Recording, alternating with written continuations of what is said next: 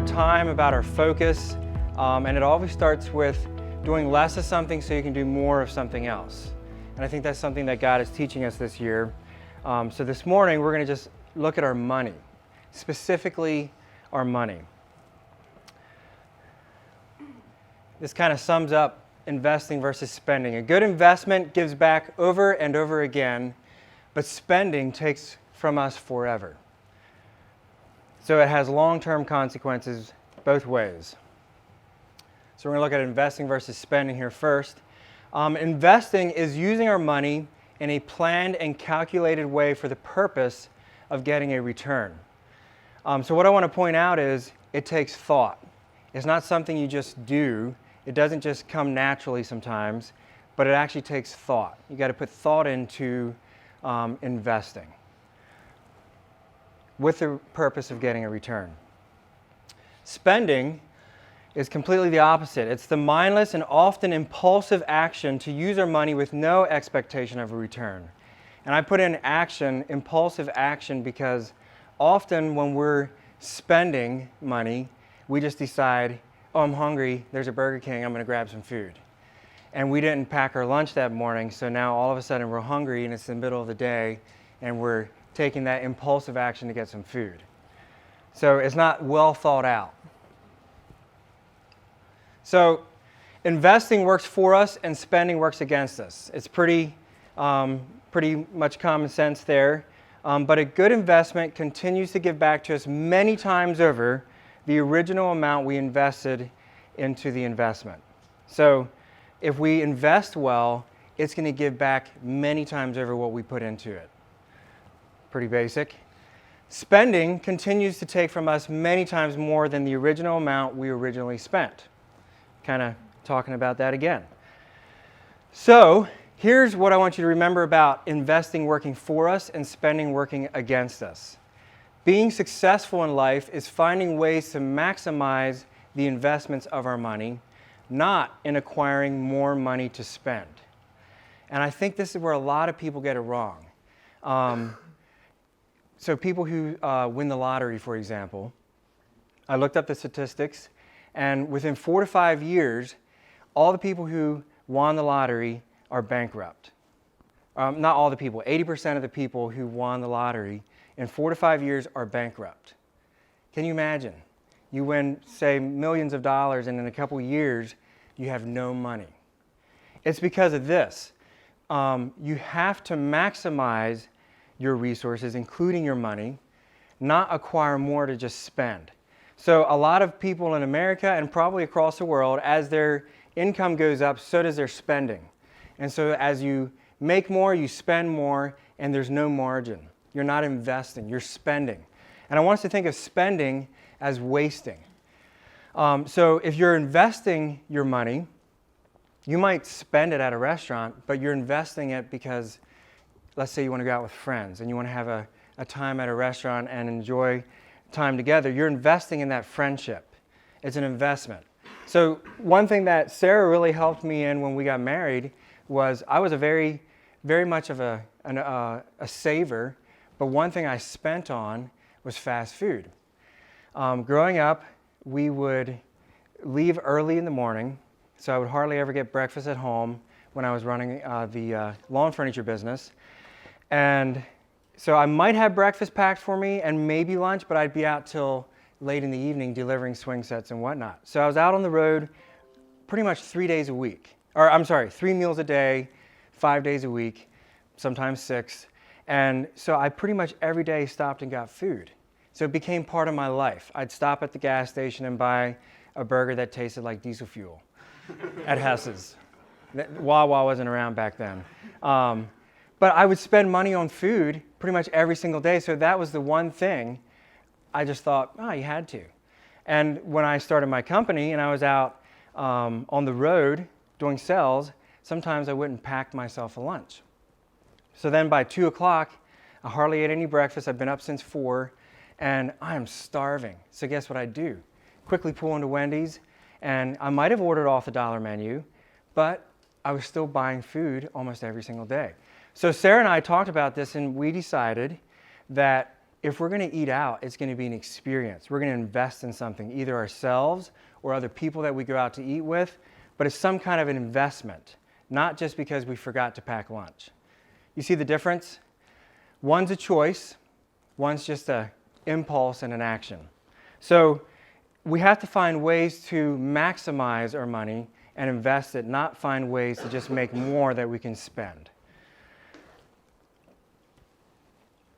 So just like everything else that I've been talking about, we must learn to kind of clear the way for good decisions. So a good investment, this is where it starts. We must learn to say no to impulsive decisions that make us feel good or that we are making out of laziness that cause us to spend money, just like I was talking about.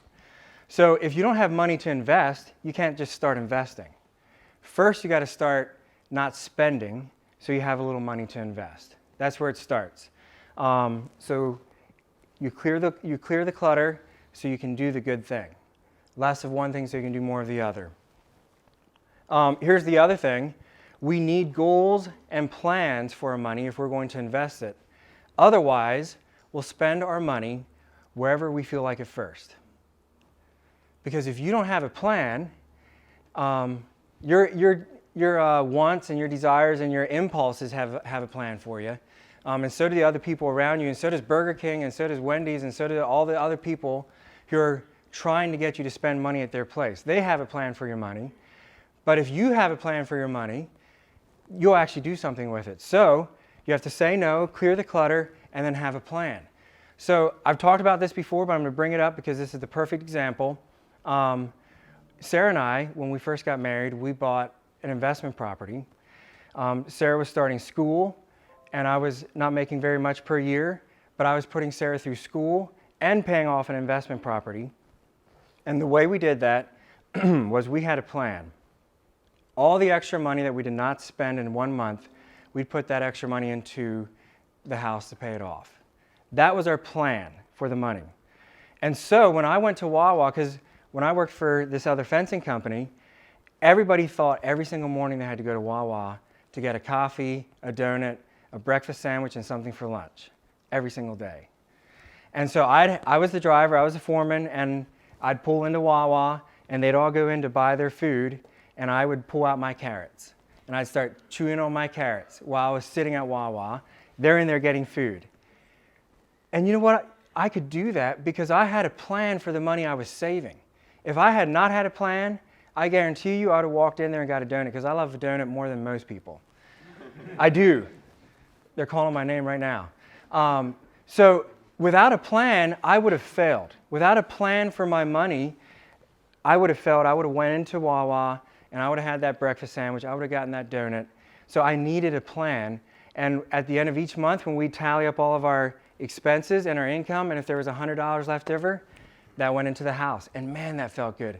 $102.56? Yes, because I had a plan.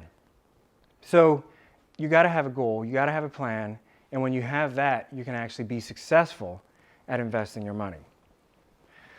So start small and go big. Do something easy, something that you do on a regular basis that you can do that doesn't completely change your life. For me, just cutting out fast food might have not been so easy, but it was something small I could do that added up and became something big. So if I stopped and got $5 worth of food pretty much every day, that's $25 a week. It's starting to add up. So let's see, how many weeks are in a year? 52? Somebody do the math for me? It's over $1,000, I can tell you that. $1,200? Okay, $1,200 a year just from cutting out fast food, just from packing my own lunch or eating carrots instead of going in.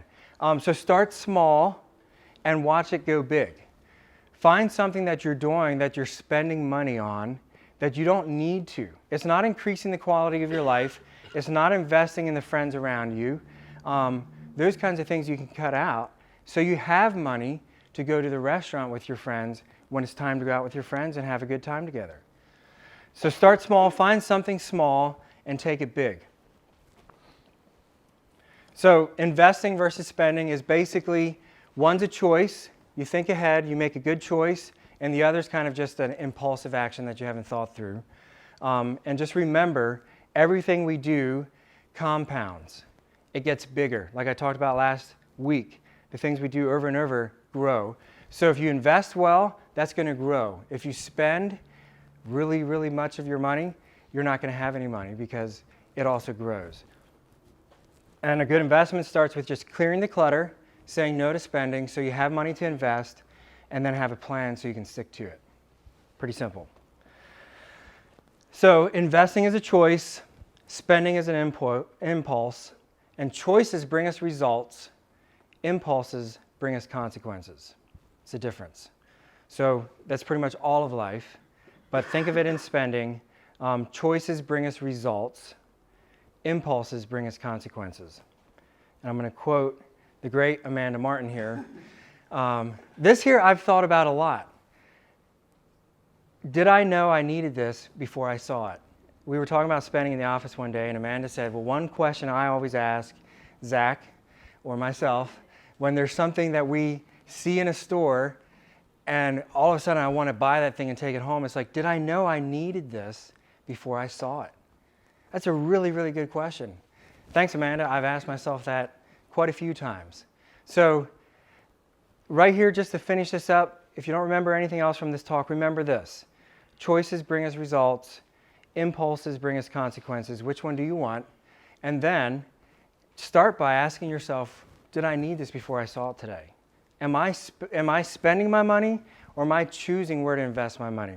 And you can choose to invest it in a gun that you enjoy. I'm saying this because I'm talking about Zach right now. You can choose to invest it in a gun. Someday I'd like to invest in some kind of gun because I think target practice is fun and maybe shooting squirrels would be a good idea. That might be a good investment. Sarah might love me more if I shot some squirrels. But it has to be a choice, not just this, oh yeah, I'd like to have that. Here's some money and I'll buy it. Make a choice. Let's be wise people. Let's think future.